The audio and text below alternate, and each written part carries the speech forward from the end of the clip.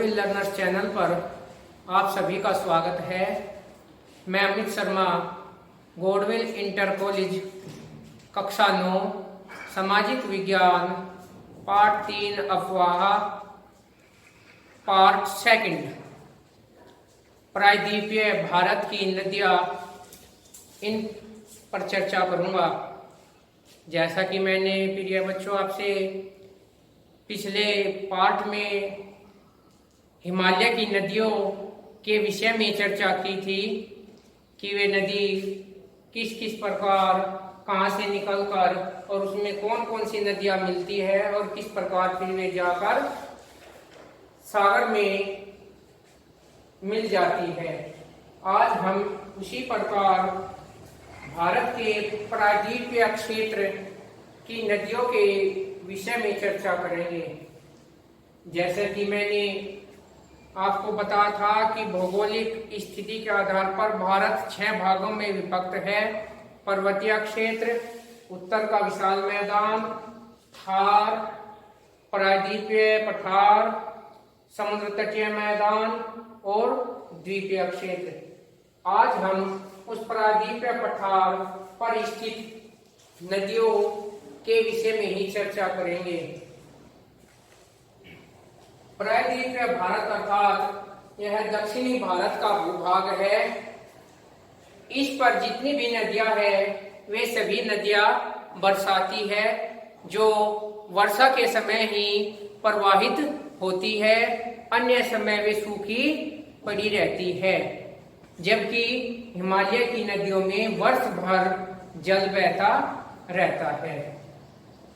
प्रायद्वीपीय नदी तंत्र में आज हम चर्चा करेंगे सबसे बड़ी नदी तंत्र गोदावरी नदी तंत्र पर। गोदावरी दक्षिण भारत की एक विशालतम नदी है। यह नदी बंगाल की खाड़ी में जाकर विलीन हो जाती है तथा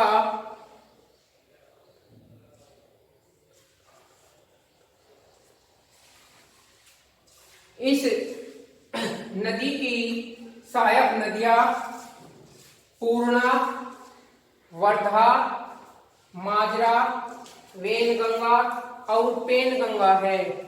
ये सभी छोटी बड़ी नदियां महानदी में मिलकर इसे एक विशाल नदी का रूप दे देती है, जिससे यह नदी तंत्र विशालतम नदी तंत्र में परिवर्तित हो जाता है। दूसरे नंबर पर है महानदी। महानदी उड़ीसा, वैसे तो उड़ीसा राज्य की एक प्रसिद्ध नदी है, क्योंकि उड़ीसा राज्य का अस्तित्व इसी नदी पर टिका हुआ है।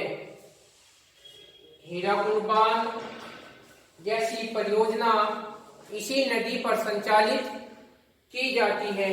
यह भी एक बरसाती नदी है जो वर्षा के जल के द्वारा ही प्रवाहित होती है। तीसरा नंबर कृष्णा नदी तंत्र। कृष्णा नदी तंत्र एक विशालतम नदी तंत्र है।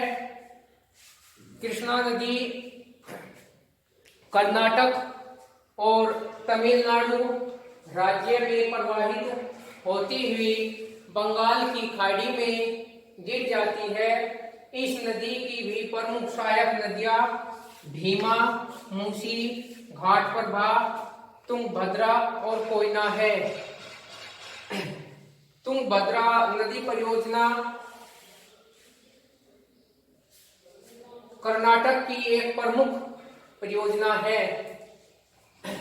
चौथा नंबर नर्मदा नदी। नर्मदा नदी मध्य प्रदेश में स्थित विंध्याचल पर्वत श्रेणियों से निकलकर गुजरात से प्रवाहित होती हुई अरब सागर में गिर जाती है।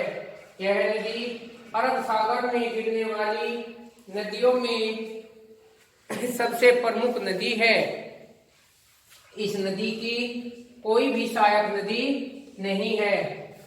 कावेरी नदी तंत्र, कावेरी नदी भी अकेली ही प्रवाहित होती है और यह नदी बंगाल की खाड़ी में जाकर विलीन हो जाती है। इसके साथ ही कावेरी नदी तंत्र, कावेरी नदी भी अकेले ही प्रवाहित होती है और ये नदी भी बंगाल की खाड़ी में ही गिरकर नष्ट हो जाती है, समाप्त हो जाती है, सम्मिलित हो जाती है। तापी नदी या ताप्ती नदी, यह नदी भी गुजरात राज्य की प्रमुख नदी है। यह भी विंध्याचल पर्वत के दक्षिणी सिरे या सतपुड़ा के पर्वतों से दूर निकलती है तथा अरब सागर में गिरकर यह नदी भी विलीन हो जाती है। नर्मदा और ताप्ती नदी एक साथ, लगभग एक साथ बहने वाली नदी है जो कुछ किलोमीटर की दूरी पर एक दूसरे से अलग बहती हुई अरब सागर में गिरकर विलीन हो जाती है। अरब सागर में गिरने वाली भारत की कुछ नदियां हैं जिनमें से ये दोनों नदियां प्रमुख है। प्रिय बच्चों, मुझे आशा है कि आपको ये समझ में आ गया होगा।